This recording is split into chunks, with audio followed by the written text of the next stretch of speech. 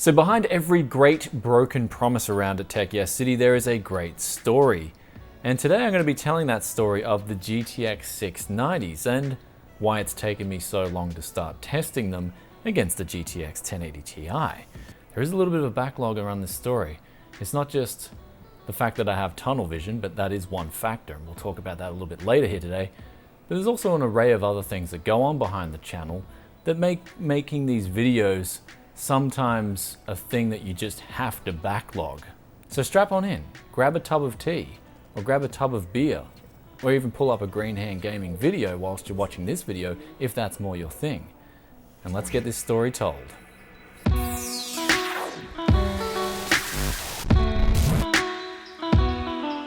Welcome back to Tech Yes City. This is Brian coming to you guys today with that video where things behind the scenes here kind of get a little bit tricky sometimes. And as I spoke about in the intro, I've got this thinking where I can only get one thing done at a time. So the story behind the GTX 690s initially was that I had them in that Asus Micro ATX motherboard, and it wouldn't detect the Quad SLI. It just wouldn't work at all. And that's because the motherboard inherently didn't select Quad SLI. It didn't have it from the get-go. And now back through time, there wasn't many boards that supported Quad SLI. It was actually more of a rarer feature when I started looking at what motherboards actually supported this, because a lot of the boards would only support up to 3-way a lot of the times, or even 2-way, and then they'll use that SLI advertising. And usually you can tell if a board supports Quad SLI because it will have a lot of PCIe slots on board, but that's generally not an indicator of it being fully compatible. But anyway, the motherboard that I had for testing on, I put that up for sale and I was like, okay, I think this computer will sell in a couple of weeks. And it actually sold the same night I listed it. And I was like, oh damn, because me being, hustling for my money and actually having every month, I gotta go parts hunting, I've gotta make money on the side because YouTube advertising money isn't that good at all. As soon as a sale comes up like that, this guy came around and he paid the full asking price. And I was like, damn, I cannot turn that down. I'd be stupid to turn that down. Because usually you get haggled down at least a couple of $100. This guy came around, he's like, no, seen the PC, loved it, buying it. And so that motherboard, the Z97X that I had, that was gone. And suddenly that was the only board that would support GTX 690s in SLI, which essentially the GTX 690 itself is a card that has two GPU 680 dies on board, and so you've got Quad SLI technically. And so what I was looking for was a motherboard that supported Quad SLI. And it actually was a little bit of a journey because, of course, I don't want to overpay for something where someone's asking you a ridiculous amount of money. And it started over the last couple of months where it was like, okay, I've got this motherboard I can buy, but I don't have the CPU for it, or I've got this CPU, but I can't find the motherboard for it. And there's this big back and forth tug of war between trying to find the right setup to support Quad SLI. And then it just happened that I was working on this Z370 here, and I read in the manual, supports Quad SLI. And it was at that moment, I felt like an idiot. I was like, okay, I've had the solution here all along, and not only that, it's literally the best solution because we've got the 8700K in there clocked to 5 gigahertz. And I thought, well, this is the perfect solution, but it wasn't all bells and whistles because literally right as I'm setting up my NAS and getting everything set up, this motherboard here, a USB port died and all 3 of the onboard NICs, they're all blown out. So I've got to do a lot of diagnosing with that, probably switching off all the USB ports, see if I can get those NICs back up online, but everything on that side died. Even a SATA port blew out as well. It was a really bizarre problem. I've got no idea why this happened. And so I'm left here trying to get my SLI to work because it's only saying like 2 of the 4 GPUs, and it detected all GTX 690s in Windows. It's listing them as 4 cards. And so it's seeing them, it's just not enabling me to put them in SLI. So I went in the BIOS, changed a heap of settings. I then took out my capture card. I then took out the Intel 10 gig NIC that I had in the PCIe slots because I needed my internet.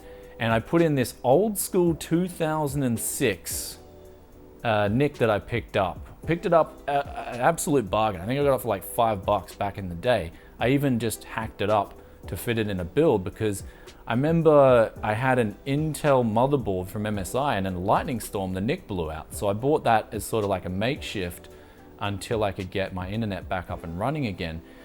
So yeah, I've had that NIC all along, and it just happened to be that I put that in the top 1-speed slot and everything started working again. So that was really good news. And when I put that in and got my internet working, I could then get Quad SLI working. So I was home and hosed. And now what you see behind me is a computer now that's downloading all the games. So I have already tested the Firestrike scores. The GTX 690s, as crazy as this experiment is going to be, is actually pulling off an extremely good synthetic score in 3D Mark Firestrike. So the max potential of these graphics cards are only going to be limited by either the driver or the game support or the actual VRAM buffer itself. So it does have a 4GB VRAM buffer on board, but generally you got to halve that with SLI. And since you're going Quad SLI, you've got to put a quarter of that 8GB of total VRAM available. And yeah, you're left with a very big limit on all those CUDA cores and all that potential power. However, we will be doing the testing. I will be testing out 5 games that do have Quad SLI support, and then I will be testing that against the GTX 1080 Ti. And so we're gonna get to the bottom of it.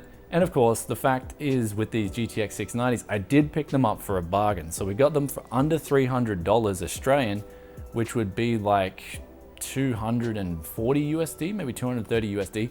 So at that price, we're gonna see what this performance can pull off and what its limitations are in the next video. That video will be dropping tomorrow, so stay tuned for it. But really when it comes down to it, The Broken Promise does have a story, and it's one that's sort of, with me personally being someone who knows all these videos I've promised in the past, I just have to find the time to get them ready.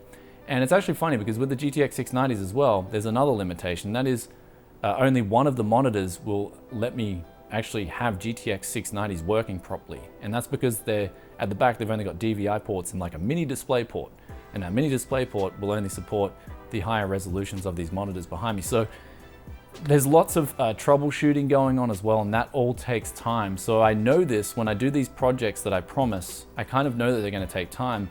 And of course with the other stuff that I have to get done around here, the monthly parts hunts, the new product reviews, and all the other videos, I find myself having to take time out to get these promises done. But with this new studio now, I know that backlog is gonna get fulfilled. This is that first video that for some reason, a lot of people have been requesting these GTX 690s get tested, and they get tested really fast. So this got pushed up to the top of the queue. I know there's those other videos, and I know they're gonna come, so stay tuned for them. I hope you guys liked this video. If you did, then be sure to hit that like button. If you wanna see more storytelling like this, then be sure to drop a comment in the comment section below, and I'll catch you in another tech video very soon. Peace out for now. Bye.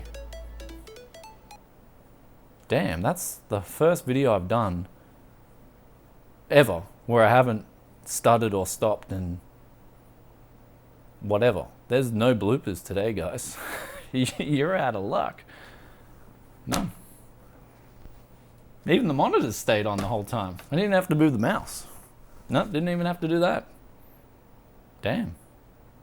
Must be because I'm drinking no coffee. See, 1 week I've been without coffee now. I quit coffee. I'm not drinking anymore. Just, it's out of my life forever. Not drinking another drop of coffee. No, not doing it. I know the consensus is you have to drink coffee. It's really good for you. But for some reason, I drink it and I feel like a zombie. It ain't good for me.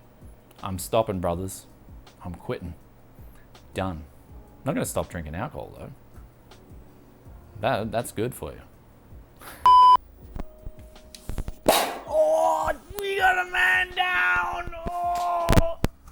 Also, another thing came to mind while I was drinking tea and watching the Green Hand Gaming video. We actually did say we would collab in the future when this studio was finished.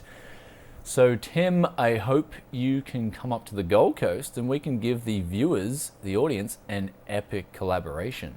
I just remembered that then. Let's get it done.